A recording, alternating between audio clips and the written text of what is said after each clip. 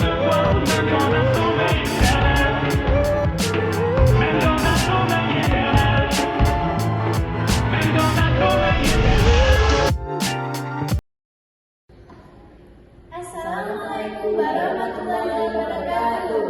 Selamat datang di mini podcast kami episode 1. Di sini saya yang bernama Zifara Nafisa Azhara. Saya bernama Rani Putri Sundari. Saya bernama Dedika Deza Putra. Di sini kami ingin memenuhi tugas informatika. Jadi di sini kita punya pertanyaan untuk batik. Harus dijawab oleh batik. Jadi pertanyaan yang pertama, apa inspirasi batik menjadi guru IPS? Ini pertanyaannya mengenai apa dulu? Ada demokrasi, terus dampak positif yang paling menonjol dari perubahan sosial, globalisasi. Jenis-jenis tradisi lokal seperti apa harapan? Ini berarti masuk tiga materi.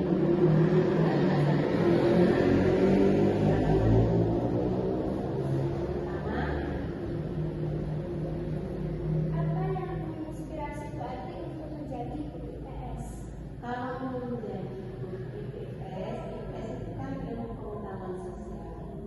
Jadi kita bisa tahu atau mengajarkan, kita sebagai guru bisa mengajarkan murid atau siswa bagaimana cara bersosialisasi dengan baik, bagaimana melakukan interaksi dengan lingkungannya dengan baik, baik dengan teman ataupun dengan masyarakat dengan lingkungan sekitar dengan baik.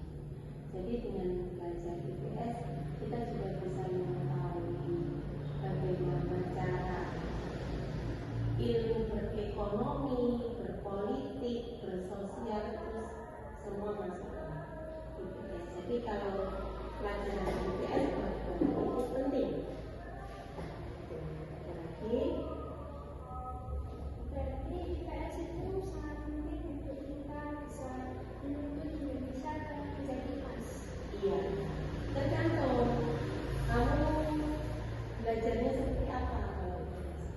Kan IPS itu nggak cuma penerapannya aja, nggak cuma belajar materinya aja, tapi menerapkannya seperti apa.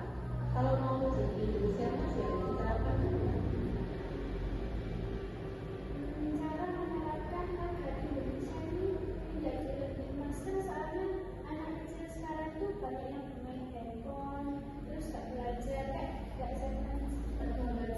Itu harus ada dukungan pertama dari orang tua, terus dari lingkungan sekitar. Nggak cuma anak kecil, usia kamu juga seperti itu. Nah, tergantung kitanya seperti apa. Kalau di sekolah kita menerapkan nggak boleh belajar atau nggak boleh sekolah bawa HP supaya kita belajarnya fokus, terus supaya kalian ada peningkatan dalam belajar. Terus kalau di rumah dari pihak orang tua nggak ada kontrol sama HP, percuma. Kamu juga nggak ada, oh gimana caranya saya bisa belajar dengan baik tanpa HP, kan nggak ada seperti itu. Jadi harus ada hubungan antara orang tua, guru, lingkungan sekitar dan kamunya sendiri. Jadi kalau menurut berarti kita di sekolah sudah menerapkan ini peraturan ini. Terus di rumah orang tua kalian tidak mau menerapkannya, percuma. Jadi harus ada hubungan antara lingkungan sekolah, lingkungan rumah, sama lingkungan sekitar, terutama sama kamunya sendiri. Harus punya kontrol main habis. Jangan tidur itu seperti itu. Waktunya belajar itu seperti itu. Itu jadi harus ada sesuatu itu harus bersambung dan apa namanya, harus saling mendukung atau mensupport.